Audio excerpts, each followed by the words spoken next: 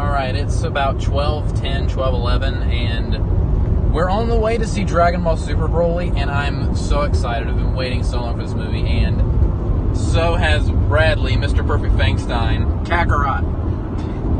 Mr. Perfect Fangstein Kakarot, okay. And Alex is playing the Nintendo Switch. You probably can't see. Carrot Top. And we have two stragglers, one of which is here. Straggler's driving. It's my mom. And Kate, who's kind of new to Dragon Ball. She's seen like maybe one episode. But and we're also going to see Glass. Movies back to back because fun times in the movies. Woo!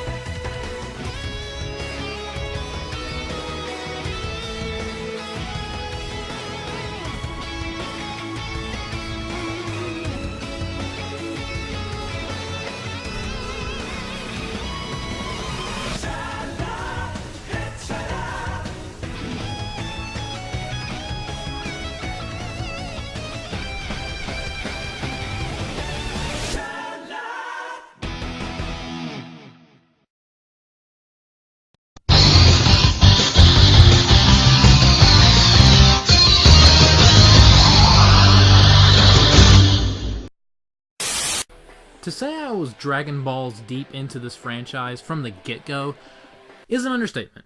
For example, in 4th grade we had a project where we had to create a little storybook with pictures in it. Most of the kids in class did your standard football, princess, fireman, police officer type stuff. As for me, I of course did the groundbreaking, Pulitzer-nominated Dragon Ball Z Frieza and Cell's Revenge, which you could interpret as, "Yo, I predicted Resurrection F back in 2007!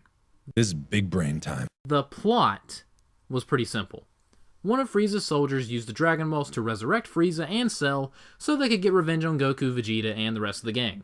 Goku and Vegeta fuse into Gogeta, because why not, and defeat them.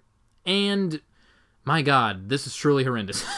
But apparently good enough for me to write a sequel years later called Frieza and Cell's Revenge Part 2, Cell's Return.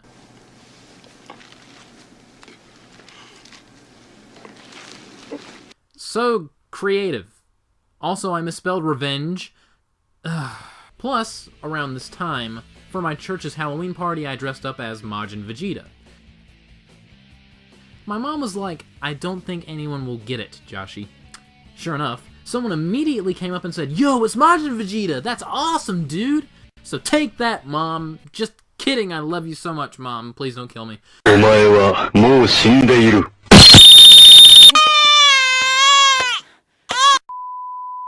Anywho, I was in love with Dragon Ball. But growing up with it was kind of hard, if I'm being honest. You see, my friend Will was the only friend I had that also liked the show, and he moved away in 4th grade, which really sucked. Sucked because he was my friend, and sucked because I was convinced that no one else where I lived had even heard of Dragon Ball Z.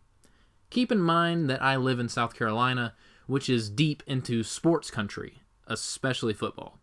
I enjoy soccer and wrestling, but I have never been passionate about sports. I am passionate about video games, movies, and Dragon Ball, especially Dragon Ball.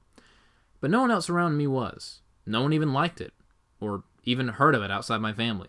The only other person who watched it at all was my little brother Alex, and granted, this helped, but I still wanted to be around people my age who were also into it. But that wouldn't happen for many, many years.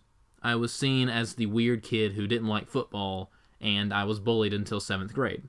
Now, this isn't meant to be a sob story or a Southern football fans are the worst story, but this is a chapter in my story nonetheless. As a 21-year-old, many of these former so-called bullies are really good friends of mine now, and the past is the past and all of that cliche stuff. Even though I did face those lonely times as a fan, I got through them. My family helped me get through them, my Christian faith helped me get through it, and Dragon Ball never ceased to entertain me whenever I got home from school. Anyway, back to Dragon Ball. I endlessly watched the show over and over and over again. There was never a moment that I didn't like. There were moments like Vegeta weeping as he died that nearly turned me into an uncontrollable sobbing mess. There were moments like Trunks cutting Frieza into bits that helped turn middle/early high school me into a violence-obsessed edgelord. And then Broly made edgelord me even worse, oh my god, so much edge. And then Super Saiyan 4 nearly decapitated me with its overwhelming edge, oh my god. And the fighting. Oh, the fighting is still the best. I mean, there's a dude in the show that literally turned a planet to dust with his index finger. Watching actual planet busters beating the absolute crap out of each other will never ever get old. Ever. Again, that's my violence-obsessed edgelord talking. My all-time favorite episode is Save the World, the Cell Saga's climax. You know, the one where Super Saiyan 2 Gohan finally destroyed Cell with that amazing organ in the background just...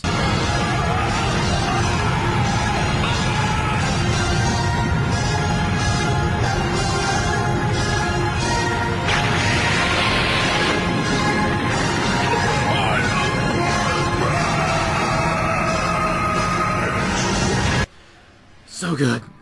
Vegeta, though, is my favorite character of all time, which is probably the prevailing opinion of the entire Dragon Ball community.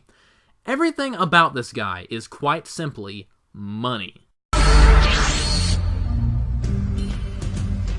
Welcome to the end of your life, and I promise it's going to hurt.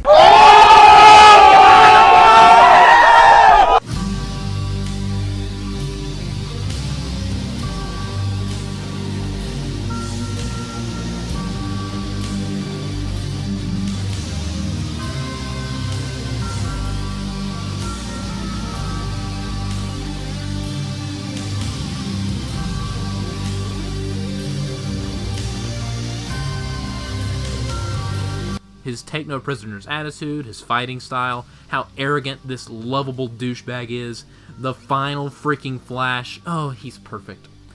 I love Goku as well. He is my second favorite character in the show despite being the main. Kind of like how Shadow the Hedgehog is my favorite Sonic character and Sonic is my second favorite, that type deal.